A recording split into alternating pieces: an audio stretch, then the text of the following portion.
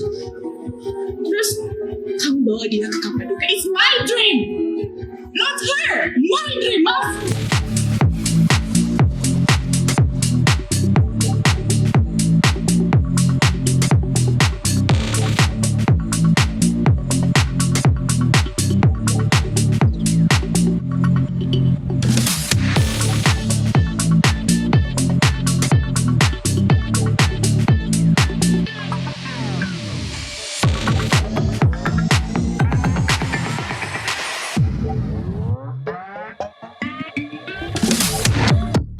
Jadi memang saya rasa dampak dari sebuah film ini sangat luar biasa ya. Saya orang-orang sampai berulang kali berbicara, membahas, dan memang ini adalah hal yang harus kita berkaca gitu. Apakah ini terjadi pada diri kita, dan jangan sampai tentu saja terjadi pada lingkungan kita gitu.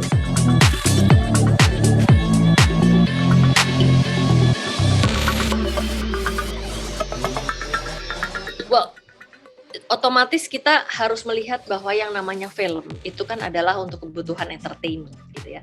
Bahwa film ini mengambil sebuah topik yang memang ada di lingkungan kita sehari-hari dan tentu menjadi sarana untuk kita berkaca gitu. Berkaca tentang apakah itu kita menjadi bagian dari hidup kita, bahwa mungkinkah bahkan ada yang sampai mungkin membuat media sosial para pria untuk stop lah ini karena ini membuat kita jadi dicurigai para istri dan lain sebagainya gitu. Tapi saya yakin sebuah film itu punya tujuan untuk menghibur ya, bahwa dia mengangkat fenomena ini. Kebetulan dari belakang mungkin ada yang kelompok feminis yang merasa ya sudahlah kalau dia mau pergi ke kutub utara sekalipun begitu ya, kalau memang mau pergi ya pergi aja sendiri, ngapain mesti mengandalkan suami untuk pergi sendiri ya, kira-kira seperti itu gitu ya. Tapi ini kan potret, dia ada mengupas salah satu contoh gitu, tapi reaksi yang ditampilkan ini juga sebenarnya juga pembelajaran gitu. Apakah perlu ketika kita mendapati suami pasangan kita berselingkuh, ini juga mungkin ada yang mendengarkan siaran ini akan bertanya, coba Mbak Cassandra kalau suaminya sendiri selingkuh reaksinya kayak apa gitu ya. Nah, tapi kembali lagi, kita tidak bisa menyalahkan sebuah film karena film ini adalah hanya mengupas potret dari salah satu bentuk reaksi, ya kan? Nah, reaksi yang kebetulan kita lihat adalah karakter perempuan yang tegar, yang bisa mengatasi dan kuat sekali dan lain sebagainya. Tapi di sisi lain mungkin ada yang sampai harus lompat ke kap mobil ketika menyaksikan atau ngegap suaminya bersama wanita idaman lain gitu ya. Reaksi dari film ini gitu kan. Berarti kan berbeda-beda. Ada Will yang begini, ada Will yang begitu, ada Phil yang begini, ada Phil yang begitu gitu. Nah, ini yang justru membuat kita berkaca justru ya, bahwa sebuah film mungkin tidak bisa menyenangkan hati semua orang. Kita ingin reaksinya begitu, kita ingin reaksinya begini, tapi tentu saja bisa kita jadikan sarana untuk berkaca, dan kira-kira apabila itu terjadi pada diri kita, apa yang akan kita lakukan.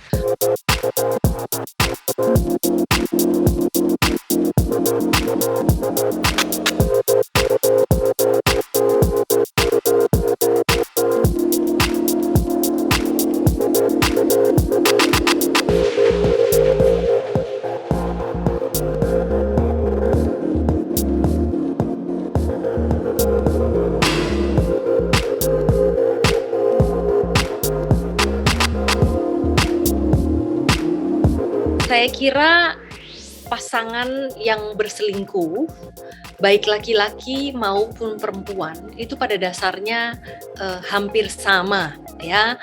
Dan yang jelas nomor satu itu biasanya memang punya kebutuhan untuk emosional, mungkin seksual, mungkin juga finansial, mungkin juga karena atas dasar kebutuhan-kebutuhan lain gitu. Tapi biasanya adalah 3 itu gitu. Jadi dasarnya adalah ketika hubungan pernikahan itu tidak solid. Lalu kemudian mungkin membuat masing-masing itu tidak puas dengan hubungan perkawinan gitu ya. Sehingga mencarilah pemenuhan kebutuhannya di luar. Awalnya biasanya ya itu tadi, karena masalah emosional, karena kurang diperhatikan, sementara yang di luar sana banyak yang memperhatikan.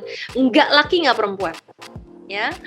Pasti ada alasan ini gitu. Tapi nomor satu yang terjadi adalah sebelum kita menyalahkan orang-orang yang di luar, ya, bukan saya tidak ingin menyalahkan, bukan. Tetapi yang jelas dasar awal pertama itu adalah ketika pernikahan itu, komitmen pernikahan tidak kokoh.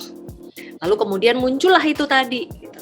Jadi ada sebuah kebutuhan, baik yang laki maupun yang perempuan nih, gitu kan? Kebutuhan emosional kah, kebutuhan seksual kah, kebutuhan ekonomi lah, apapun pasti ada alasannya. Gitu. Nah, sekali lagi tanpa maksud untuk membela pelakor atau pebinor, tidak. Tetapi saya meletakkan dulu dasar pertamanya. Ketika dia tidak kokoh, muncullah kebutuhan tersebut. Yang kedua, nah ini baru persoalan munculnya adalah sekarang di era saat ini dibandingkan 30 tahun yang lalu. Ternyata pelakor dan pebinor ini suplainya bertambah. Nah, ya kan? Sekali lagi tadi saya menyebutkan itu nomor satu, bukan berarti saya membela dan kemudian tidak mau menyalahkan, tidak. Ini saya letakkan di nomor 2 gitu ya. Jadi demand-nya itu yang dulu pertama kali muncul, kebutuhan itu muncul. Karena butuh, demand itu naik, supply ini juga meningkat. Tapi bisa jadi terjadi supply-nya duluan yang meningkat, baru demand-nya juga turun. Bisa juga. Ya, jadi saya meletakkan ini nomor 1, nomor 2, mana ayam mana telur, susah juga sebenarnya, gitu kan? Bahwa di era sekarang, di tahun 2022 di era milenial ini, ternyata perselingkuhan itu mudah. Karena kalau dulu 30 tahun lalu susah ya untuk berhubungan atau bertemu dengan orang, susah gitu kan? Lagi pula mungkin belum ada handphone. Nah ini akhirnya menjadi yang nomor 3 nih. Tadi kalau yang pertama supply, demand. Ya. Kalau mau lebih nyaman, oke kita taruhlah si supply-nya nomor 1, demand-nya juga nomor 2 gitu kan. Terserah gitu ya. Tapi terus kemudian yang ketiga adalah yang faktor yang mempermudah. Ya. Yang jelas ada penelitian yang sangat seru nih harus saya sampaikan. Ternyata perselingkuhan meningkat seiring dengan meningkatnya teknologi. Bisa dibayangkan dulu kalau mau selingkuh mesti masukin kertas di dalam botol, susah ya, lama banget ketemunya gitu. Kalau sekarang ketika sudah ada teknologi handphone, berselingkuh itu udah semudah membuat teks di handphone gitu ya. Dan ketika sudah ada handphone di tangan itu tadi, langsung address-nya langsung ditujukan kepada yang bersangkutan, langsung lah.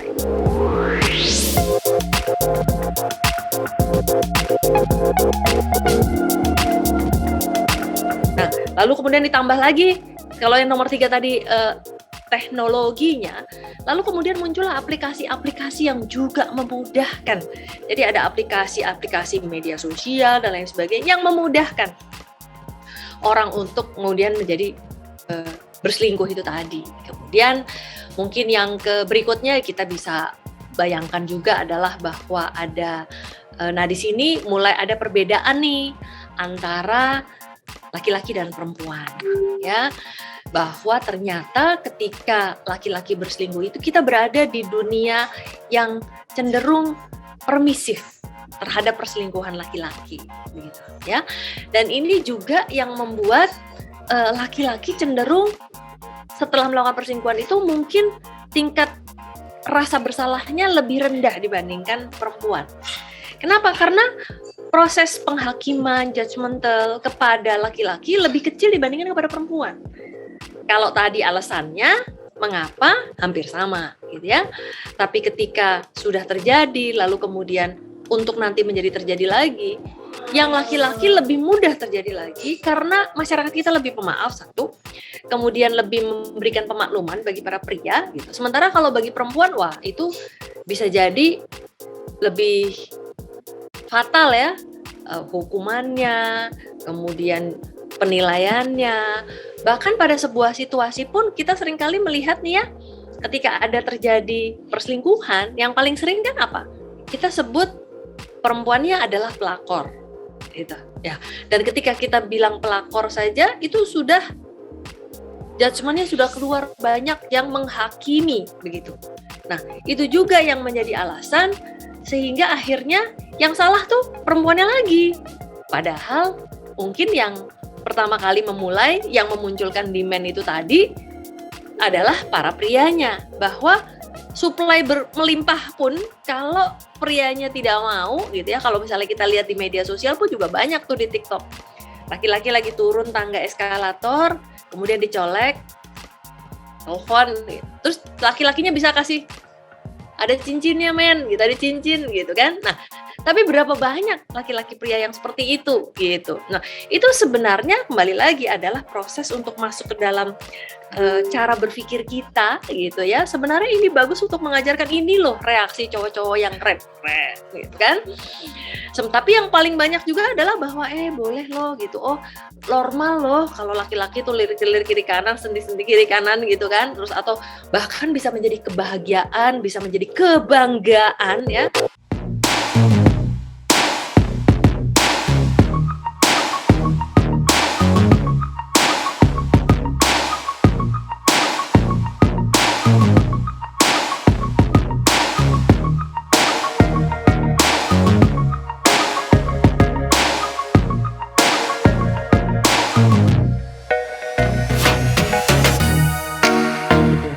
Saya kok kadang-kadang suka nggak tega kalau menyebut kata pelakor gitu ya, karena cenderung menyalahkan perempuan, walaupun betul salah, tapi sekali lagi, mau sejuta orang perempuan yang menjadi pelakor, kalau laki-lakinya tidak ada, kalau lelakinya bisa bilang ini loh udah ada cincinnya gitu, aduh saya nggak punya cincin, saya pakai cincin dulu ya gitu ya, kita pakai cincin gitu, kasih lihat cincin gitu, mestinya sih nggak akan terjadi perselingkuhan dong gitu ya.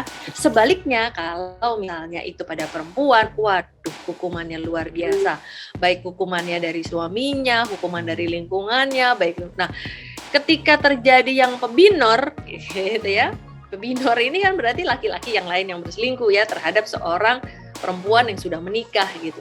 Biasanya yang disalahin siapa? Perempuannya lagi gitu. Padahal yang laki-lakinya juga ikut bersalah gitu kan.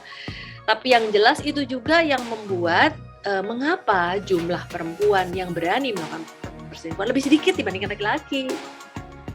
Pasti lebih sedikit karena selain tadi dibutuhkan betul-betul suatu kondisi yang betul-betul memang luar biasa sampai seorang perempuan bisa melakukan perselingkuhan tersebut, apakah karena ketidakpuasan dalam rumah tangga dan lain sebagainya, tetapi mengantisipasi hasil atau dampaknya, sehingga akhirnya perselingkuhan yang dilakukan oleh perempuan itu jauh lebih sedikit. Biasanya mereka menjadi lebih takut ya untuk melakukan karena takut dengan dampak-dampaknya.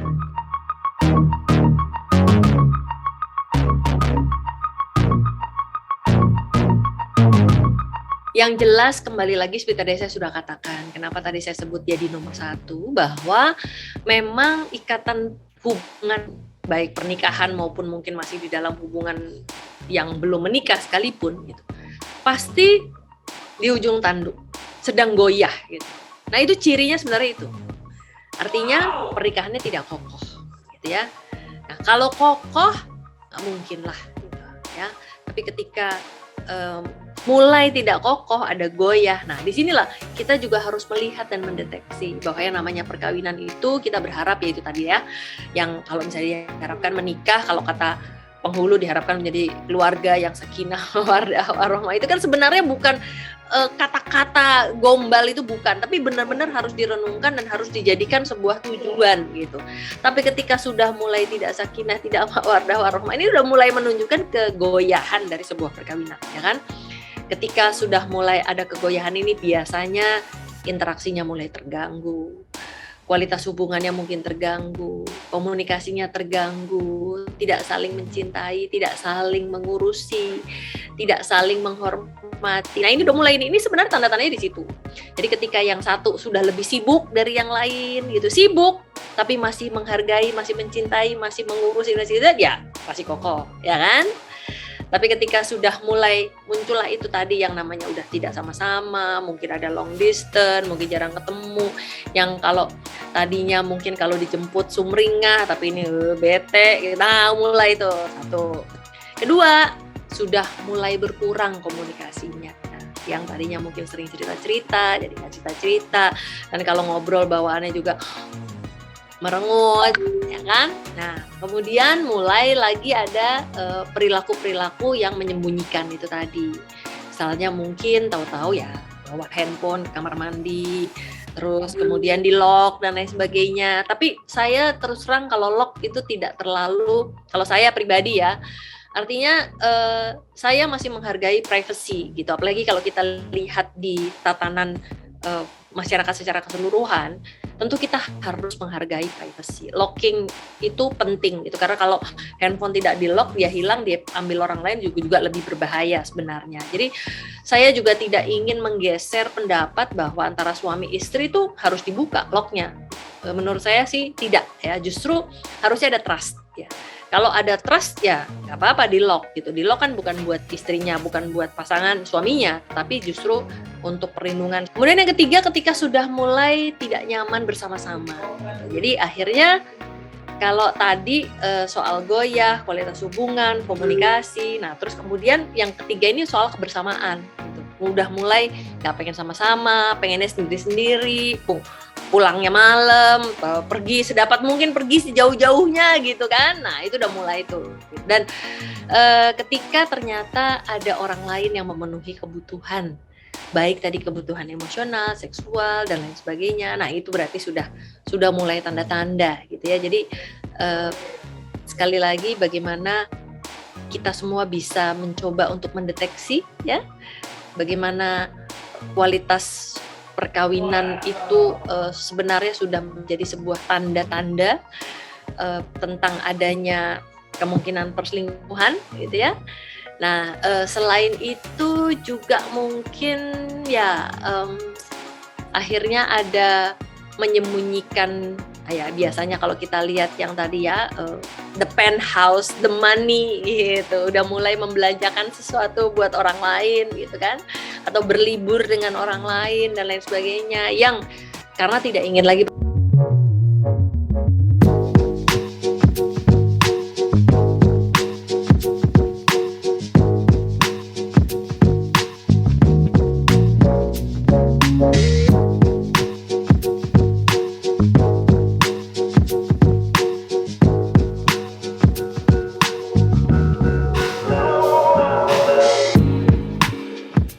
beda-beda ya, seperti tadi saya sebut gitu. Saya bertemu dengan cukup banyak perempuan-perempuan ya, idaman lain gitu kan. Sesama banyaknya juga dengan para istri-istri pertama gitu ya, perempuan-perempuan yang mengalami perselingkuhan suaminya gitu. Jadi sekali lagi bahwa perselingkuhan itu bisa terjadi karena 4 faktor. Yang pertama karena pelakunya, artinya tadi dengan kebutuhannya tadi, artinya dia punya demand itu tadi. Kedua, karena ada pill dan will-nya, karena ada supply-nya. Ketiga, karena ada kesempatannya, mau teknologi, mau kesempatan ini dan itu yang mempermudah gitu ya. Nah, yang keempat adalah reaksi atau mungkin sikap dari pasangan ya. Jadi ketika itu terjadi, bisa jadi sekali lagi situasinya adalah yang betul-betul mengusahakan, meninisiasi adalah justru yang demand ini tadi, membujuk, rayu, sehingga yang ini terjebak, bisa jadi. Lalu kemudian penting sekali reaksi ini. Kalau reaksinya bisa netral, ini bisa kembali. Tapi kalau tidak, bisa jadi malah berantakan, hancur lebur gitu. Ya, yang ininya bisa insaf. Tapi ada juga yang ininya lebih galak daripada yang ini. Ada situasinya gitu, ya. Marah lebih kayak yang ini, kayak yang pemiliknya ada gitu. Jadi semua itu situasional sifatnya, sangat berbeda-beda setiap orang. Yang tentu saja pada saat memang benar terjadi ya tentu harus ada introspeksi lah pada keempat hal ini gitu ya. Yang ininya, apalagi kalau ternyata terjadinya sudah berkali-kali, oh berarti emang udah naluri gitu ya, udah ada genetiknya gitu, ada turunannya gitu kali ya, bisa jadi gitu. Jadi memang ada sebuah kebutuhan yang lebih besar dari yang bisa dipenuhi dari sebuah perkawinan.